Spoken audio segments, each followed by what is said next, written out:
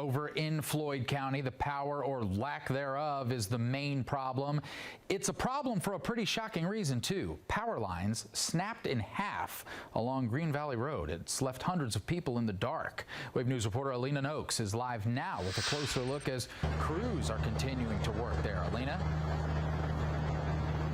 Well, Brian, we've now reached a new phase. This is the repair phase. Just within the last hour, we've had all the equipment needed to make those repairs show up. That's an excavator, new wiring, new poles, and crews are now working. A bunch of linemen working to put in the first of those new poles. We see a lineman up there already getting to work on that wiring, making those attachments necessary to get the first new pole up and running. This is replacing the one right behind it that completely snapped in half last night from those high winds moving through this area. It's one of at least 6 that snapped along this one strip of power lines. Now, EMA Director Kent Barrow says that the most likely reason why that happened is because these poles are up in age. The conditions are just not as great as the newer ones that are closer to, say, the community park in this area. There's about a 6-mile stretch from here that has about 2,000 people still without power tonight, and it may take a few days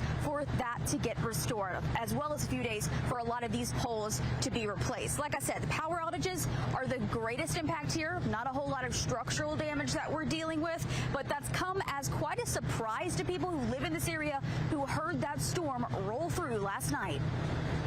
Whenever I heard the noise come through last night, I thought for sure when I came out, at least this side of the neighborhood, something was going to be missing, houses or something. But I'm very fortunate that it was only power lines and there's no loss of life here.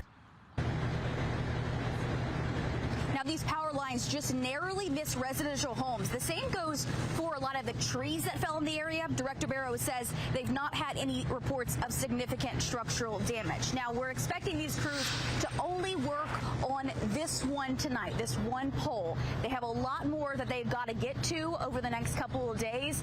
Some of those poles falling on other places like the 4-H fairgrounds here in Floyd County. They did get some significant damage, and they have quite a mess to clean up before their summer rodeo takes place here in Floyd County. For now, reporting live in Floyd County, Alina Noakes, Wave News.